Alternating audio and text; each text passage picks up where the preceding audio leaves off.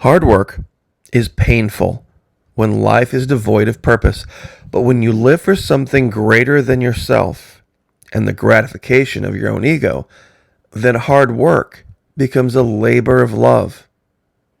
I'm sure the vast majority of my audience would agree with this statement. However, it is completely foreign to the modern incarnation of the leftist progressive Democrat.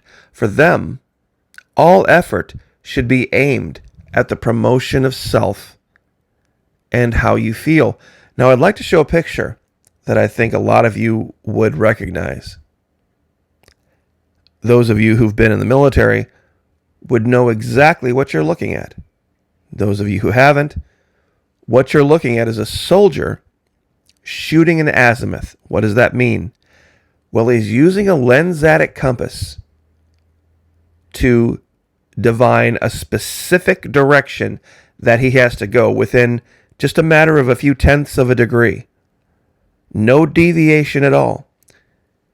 And if he's not accurate, he will end up wildly off course very, very quickly. This is how the conservative lives his life. A life of purpose. Meaning, that's my specific direction. That's where I'm going to go. It doesn't matter how I feel about it. That's where I'm going to go. Now, if the soldier ever gets off course, there's always a way to fix it. You shoot what's called a back azimuth. That means you turn 180 degrees around and you go exactly back where you came from. And you start over. And then you try to reach your goal again. But you see, for the leftist, it's all about how they feel at the moment. The azimuth can change from step to step to step. Maybe 50 steps down the road, they feel something different. A new azimuth appears. And they just wander about the forest. The most dangerous thing in the world is to wander about having no purpose. This is the face of no purpose. This is Florida's Commissioner of Agriculture, Nikki Fried, who has been unsuccessfully attempting to try to gin up support for some run against Governor Ron DeSantis and failing. This is her surrender. This is her on a plane. When the Florida judge lifted the mask mandate, she took off her mask and said, you know what? Peace to everyone. Those who want to wear masks and those who don't.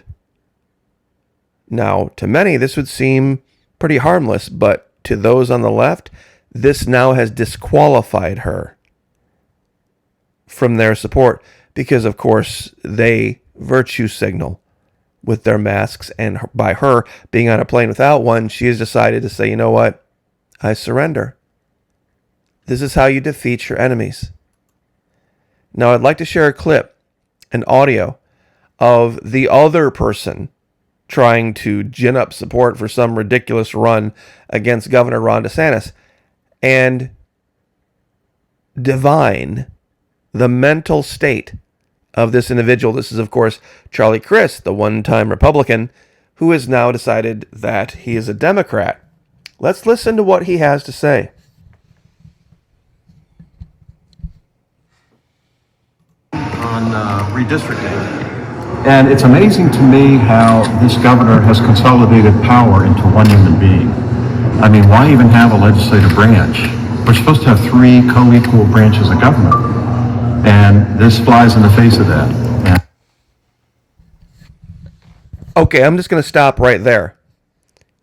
This guy believes that because conservatives have won the governor's house and won the House of Representatives in Florida and won the Senate in the state of Florida and also have conservatives across the board on the Florida Supreme Court, that somehow democracy has failed. He has just said that Governor DeSantis has consolidated power into one man. You see, this is where they fail. It's not one man. It's one idea. He is just the man who is promoting that idea, the idea of conservatism. See all these little red dots? This is a representation of the House of Representatives in Florida. Every single one of these little red dots that you see that represents a conservative win was an election unto itself, meaning that a conservative went before the people of that district and a liberal went before the people of that district, and there was a free and fair election in Florida, and the red dot won. The conservative won. All of these people that won their elections in all of the districts in Florida are being ignored by Charlie Crist. The governor didn't appoint all these red dots. These were all individual elections. We have a 2/3 majority in the House of Representatives in the state of Florida through free and fair elections. This is the Senate. We covered this earlier in Alive. There are 40 people in the Senate House in the state of Florida. We control it, conservatives control it, 26-14. It is a 2/3 majority. Pardon me. It is a 60-40 majority. It's what they call a super majority. These elections have a lot more to do with what's happening in Florida than the governor does. But let's continue to listen to Charlie Crist. And I think it's inappropriate. And then, he kind of doubles down and goes after Disney, an institution in the state of Florida. Shoot, it's an institution in our country. And, they always called it the happiest place on earth. I don't know if it's so happy today. And it's really kind of heartbreaking as a Floridian. I can remember going there as a kid in the early 70s, staying at the Contemporary Hotel, and it was beautiful. It was magical. It was amazing. And I don't understand why a governor of Florida wants to punish one of the greatest institutions in the world. Well, that's very, very clear. Governor wannabe Charlie Crist, the governor of Florida, didn't have a problem with Disney until Disney came out and said they had a problem with Governor DeSantis. They were the ones who came out and said that they were going to do everything they could to try to override the will of the people of the state of Florida and fight against the law that we have now regarding teachers and what they can and can't teach in schools. And that is the purview of the state of Florida. Fun fact, Mr. Crist, mid to late 70s, I also stayed at the Contemporary Resort a couple of times. I was very blessed as a young child to come to Walt Disney World on a vacation for a week. I understand what you're saying, but they started this fight.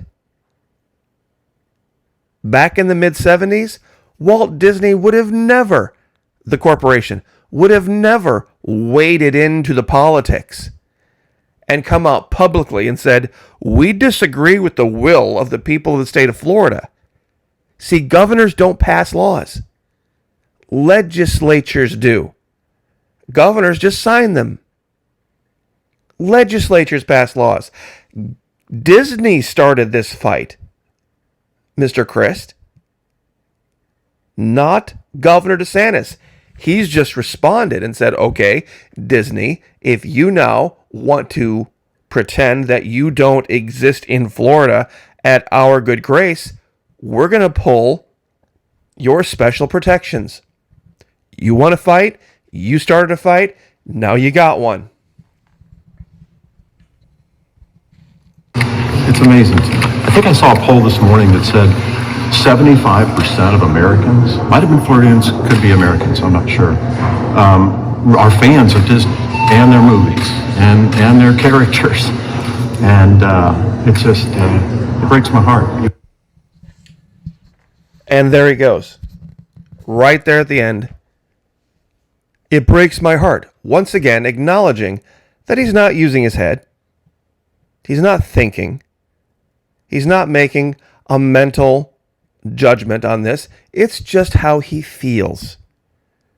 It's just how he feels. And this is what he doesn't get. Earlier today in Alive, when the Senate went into special session, we covered this particular sad sack character that talked about his life being bullied as a kid and how hopeless he was in Florida, how he felt like there was nothing he could do. Yes, that's right. Elections have been called. Conservatives have won. In the arena of ideas, we have won.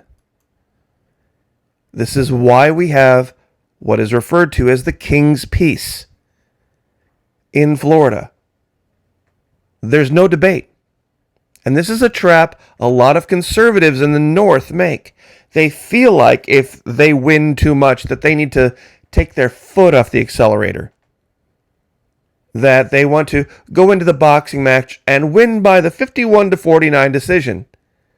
That is bad for them if they get the knockout in the first round, like Mike Tyson did every time almost. This is why we have a safe and law and order abiding society in Florida. Because the enforcement agencies down here don't want a 51-49 win over the criminal.